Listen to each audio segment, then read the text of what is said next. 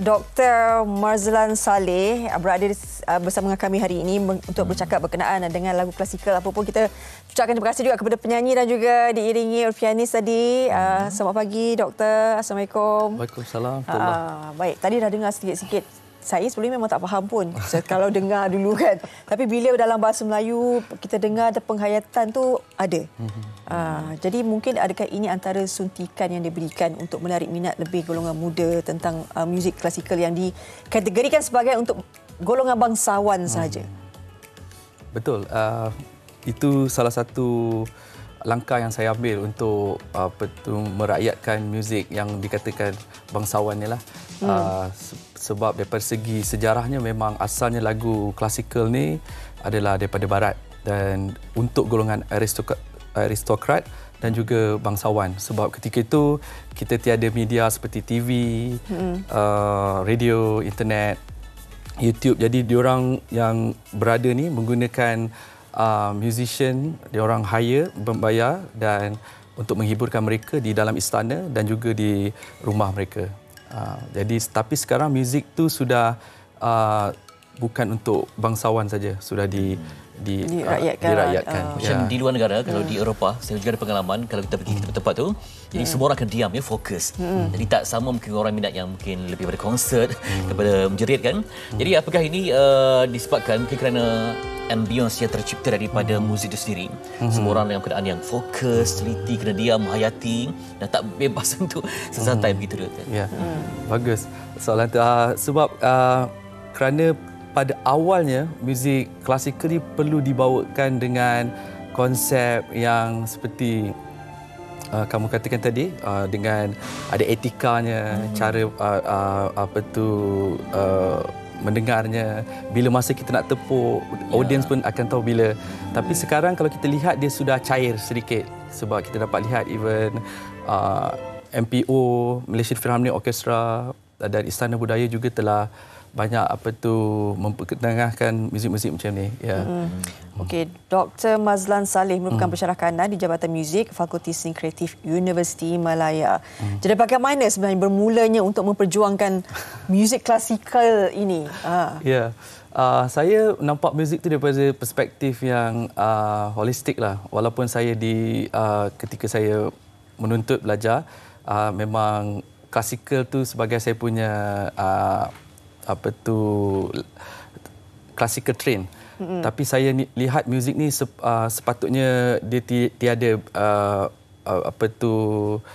sempadan di antara klasikal ke popular music, sebab dia adalah muzik juga untuk halua telinga manusia. Jadi cabaran saya adalah untuk bagaimana rakyat masyarakat boleh menerima. Jadi salah satu langkah saya meletakkan teks tu dalam bahasa Melayu. Seperti yang saya lakukan tadi. Selama ni, Doktor, sebab dia banyak disebabkan di tempat yang elit, ya. Kena bayar tiket, kemudian protokol. Kan, jadi orang kata, susah nak pergi sebab dia ada macam sempadan untuk orang. Betul. Kalau nak dirakyatkan macam mana? Sebab dia juga memerlukan kepada tempat yang sesuai, sebab perlukan kepada gema, bila ada reverb tu nampak lebih sampai lontaran vokal tu. Saya rasa dia host tahu banyak benda tentang klasikal ni. Betul, ada faktor-faktor yang tadi tu sangat benar, kerana dia ada perlu ruang yang sesuai, concert hall yang sesuai, kerana ada gema yang perlu sesuai. Tapi untuk kita langkah yang orang kata yang utama, mungkin kita boleh korbankan sedikit benda tu. Kita boleh orang cakap seperti yang kita lakukan sekarang, kita persembahkannya di tempat yang lebih mudah untuk masyarakat dengari.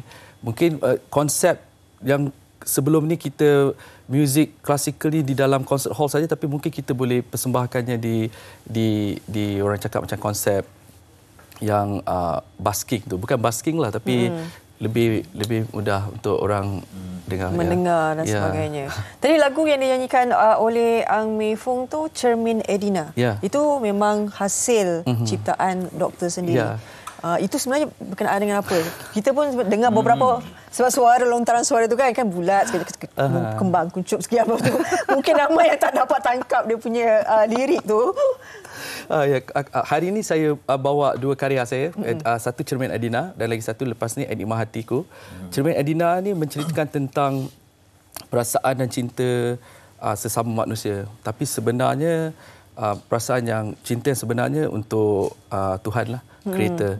Jadi itu konsep saya. Jadi di dalam ketika saya melakukan penciptaan, apa-apa penciptaan saya selalunya tidak dapat lari daripada konsep untuk berdakwah jugalah dalam semua. Jadi saya hanya menggunakan medium klasikal saja sebagai perantaraan. Jadi dari segi lirik semua konsep dia untuk ketuhanan sebenarnya. Jadi macam mana Dr. Suara Fatri sesuai tak kalau nak? Dia biasanya kalau pelajar doktor ratusan lelaki perempuan bagaimana? Seimbang ke atau perempuan lebih ramai? Okey, kalau kita lihat di universiti apa bidang pun memang perempuan lebih dominan lah. Di universiti apa subjek pun. Kalau di dalam muzik saya rasa di Universiti Melaya 85% wanita. Perlu uji bakat dulu sebelum dapat diterima. Ya, perlu uji bakat sebelum dapat diterima. Dia perlu suara yang bagaimana tu doktor?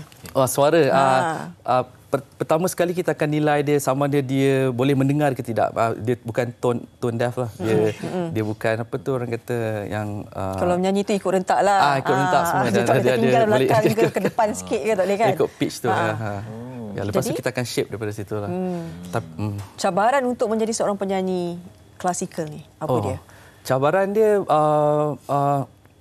berapa faktor lah. Satu faktornya mereka perlu ada certain standard untuk reach level yang seperti kita dengar tadi. Jadi mereka perlukan latihan yang sangat banyak. Bukan itu saja, kita perlu mendidik mereka untuk memahami muzik tu klasikal dari segi teoretikal juga. Jadi bila mereka menyanyikan tadi, sebenarnya beliau sedar apa yang beliau lakukan. Beliau bukan sekadar menyanyi. Maksudnya segi range vokal kena luas kan? Range tu dalam situasi hari ini saya pakai soprano. Jadi range dia ada certain range dia lah. Dan ada kata ada dan dalam ini memang suara dia agak boleh sampai ke A high tu. Kalau kita ada penyanyi di sini, boleh nak tanya jugalah apa yang mereka buat. Mungkin dah ada asas ketika kecil. Mungkin kita tanya dulu dengan yang pertama. Ang Mei Fung. Ang Mei Fung dah berapa lama dah menjadi penyanyi klasikal ni? Dah 20 tahun lebih. Oh my god. Memang daripada kecil. Memang saya train dalam dari kecil saya join choir. Lepas tu saya memang nak kembangkan kerjaya saya jadikan seorang penyanyi klasikal lah. Saya pergi train kat luar negara. Saya pernah train di Itali. Memang tempat dia lah ya.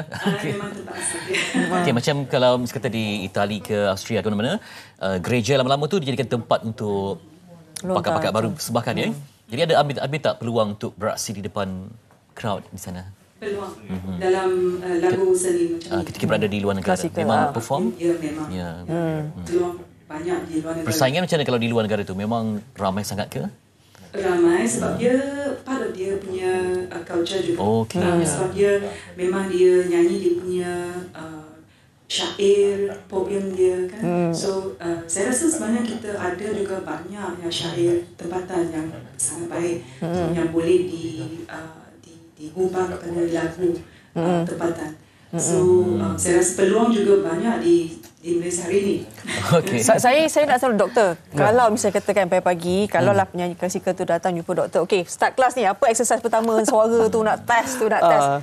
Selalunya kalau sebab kalau kita secara orang kata asasnya mereka akan ada certain latihan lah, latihan bersama piano lah. Boleh dengar ke? Nak tunjukkan boleh ke? Mungkin buat latihan. Okey, contohnya. Kena pakai mic tu. Okey. Okey.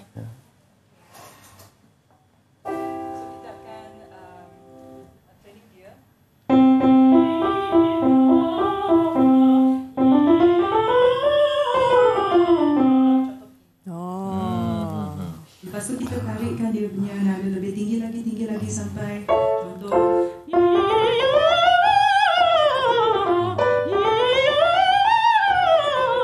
paling tinggi boleh dapat berapa? Saya boleh sampai sini. Oi. Okey. Itu kalau saya tu masuk klasikal. Anak saya jadi mangsa tu kalau panggil anak saya buat homework. Biasa nyanyi key berapa? Key nyanyian. Keyword. Itulah dia sebab sekarang juga mengajar ke? Okey. Juga diperlukan pembedahan ya. Ilmu itu penting. Dia sanggup terbang ke luar negara untuk sebuah pencarian dan kembangkan bakat. Okey, doktor, bila ini antara usaha doktor lakukan bagaimana untuk menari lagu-lagu klasikal ini di kalangan rakyat. Jadi harapan doktor sendiri bagaimana untuk melihat lebih ramai lagi generasi pelabis akan datang ke harapan saya di mana kalau kita dapat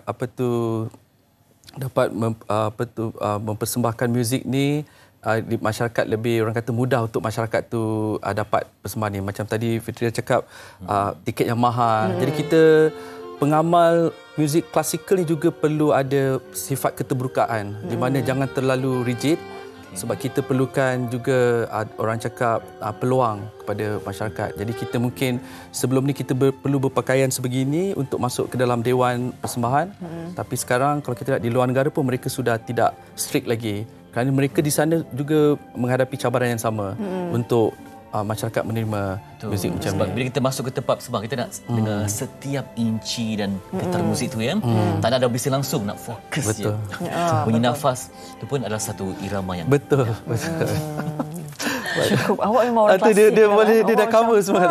Dalam sebab seni tu jiwa kita semua kan itu. Baik. Terima kasih banyak-banyak Dr. Mazalan Saleh, Pensyarah Kanan Jabatan Muzik Fakulti Seni Kreatif Universiti Melaya. Begitu juga dengan Ang Mei Fung dan juga Wap Sin Yi. Betul. Terima kasih di atas persembahan.